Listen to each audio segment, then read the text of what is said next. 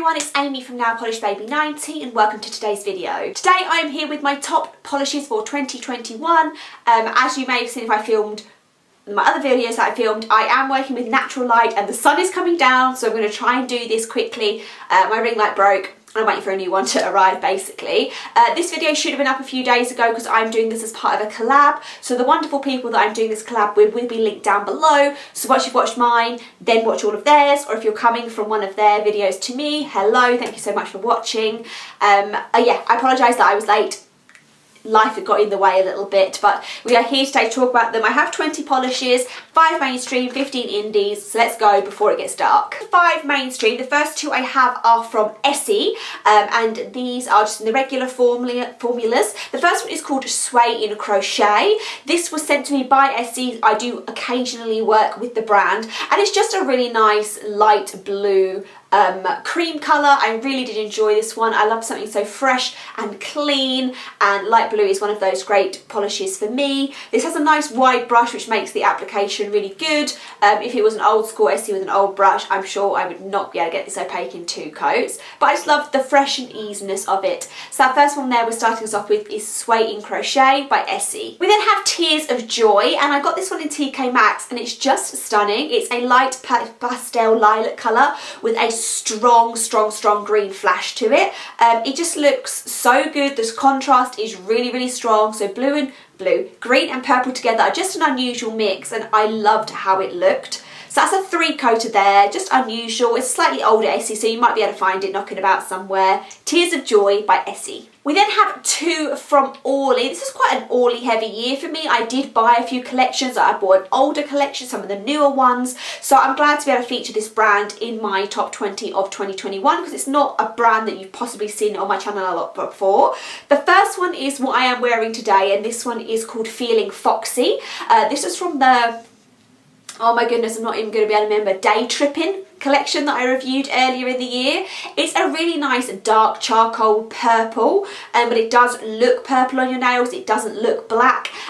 Really nice, easy. You can wear it in 1 coat if you want to, and just a different colour, but one that I've worn 2 times other than the time that I reviewed it. So that one there is Feeling Foxy by Orly. And neon that I tried this year was Artificial Orange. I think this is from the older collection. I don't think this came out this year. And Orly does great neon, so I really wanted to pick one because I've tried so many over this year period. But this one is definitely a good standout for me. It is an orange with a couple of drops that make it slightly corally orange.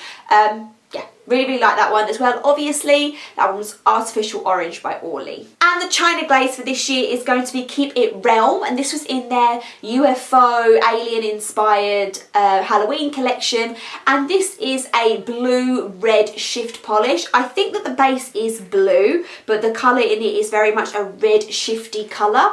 Really different, really unique, and I really loved how this looked, and also I would imagine it would look really good matte too. So Keep It Realm from the China Glaze Halloween collection, and check that one out if you haven't because it was a fun one. We're going to grab and go through the rest of these as they are all indies. I do have 2 from Polish, and both of these are from Polish Pickup this year. So the first one is Ula, and this is a beautiful light bluey purple base with a ton of opalescent flakies in there. The opalescent flakies in this light pastel base create a really nice mixture, and obviously love that one so much. So that one is Ula. And then Crystal Ice Caves was one that I think actually came out this year too, and this is a teal base with then tons of flakies in there as well, and the flakies kind of go between green, orange and purple. Green, blue and purple in the green base, so it's all these kind of oceany type looks.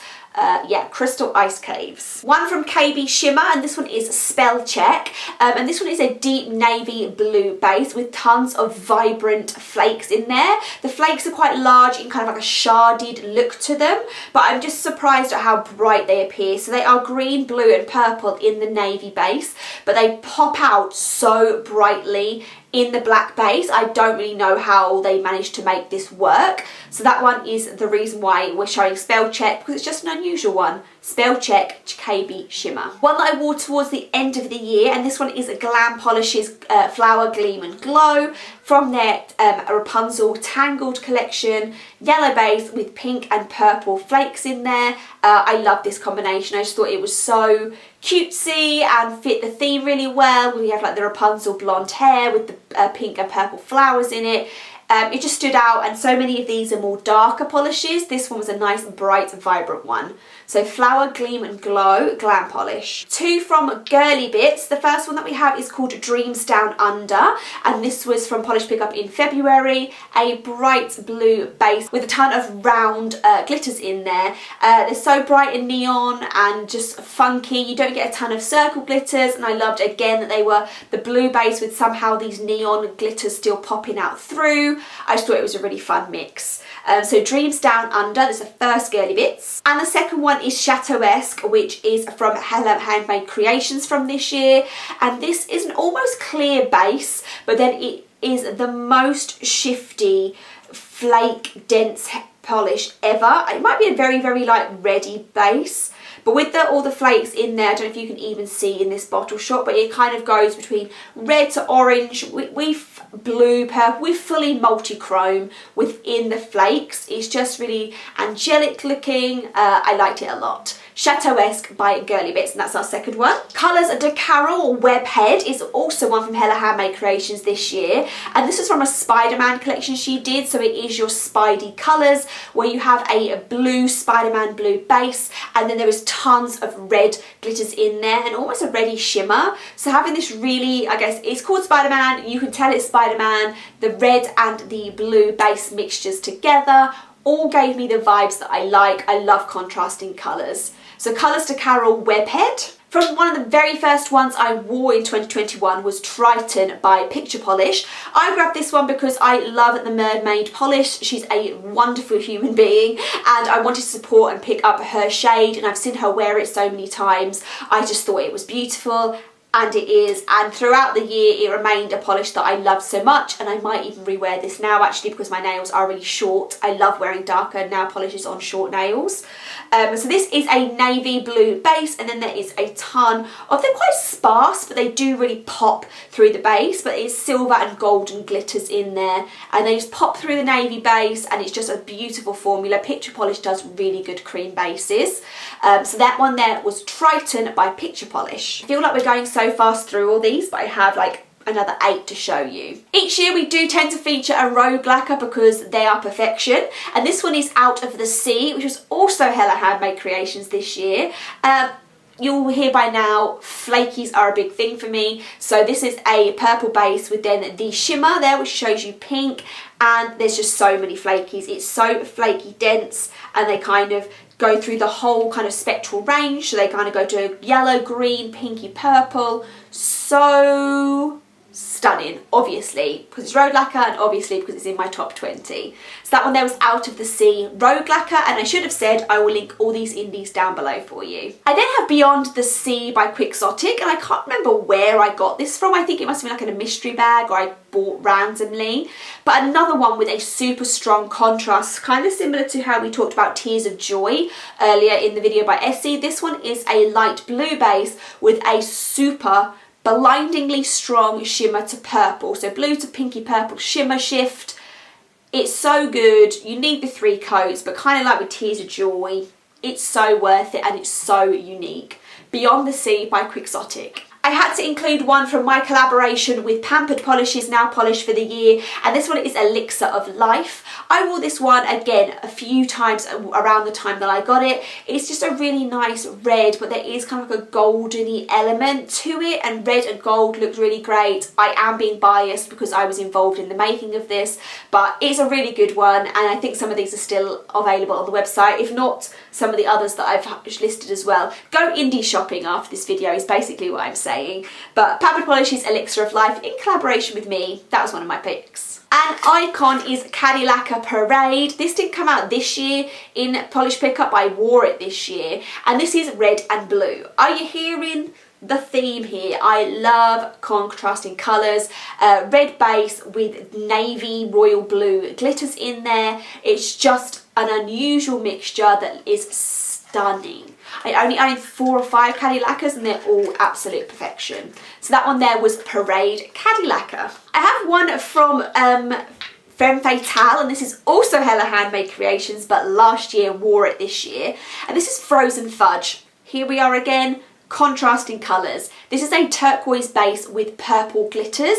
Maybe a mixture that shouldn't work, but it did for me. I love this. For the second I saw the swatches, I knew it would be mine and I knew I was going to fall in love with it. Frozen Fudge Femme Fatale. This new pigment came out this year and it's kind of like the blackened multi-chrome. So my favourite one that I have is Eclipse by I Love Nail Polish.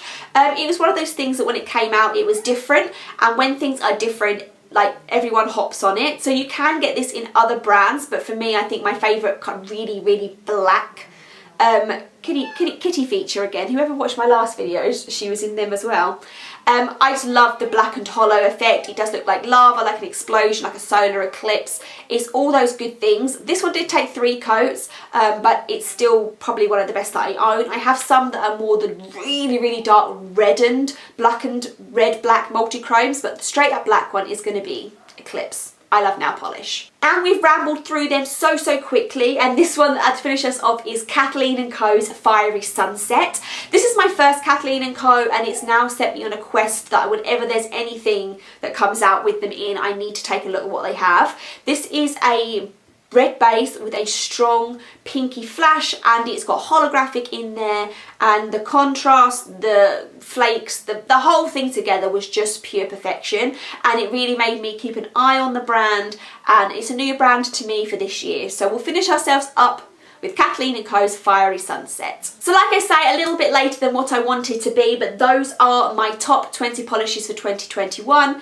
Excited to see what 2022 is going to involve. For me, there's going to be a de-stash. Some of my drawers on my Helmers are completely rammed shut, so I do need to take a moment, which I think quite a lot of people are doing, in reflecting, de-stashing, solidifying, cutting down the collection quite slightly, and remembering to keep the favourites. And if some of them aren't my favourite, then maybe I don't need them, and that's going to be hard because I am a hoarder. So like I said, this was a collab. Sorry it's late again. If you want to, please check out everybody else in the collab down below. Let me know if some of my favourites overlapped with yours, and I will see you in the next one. Bye.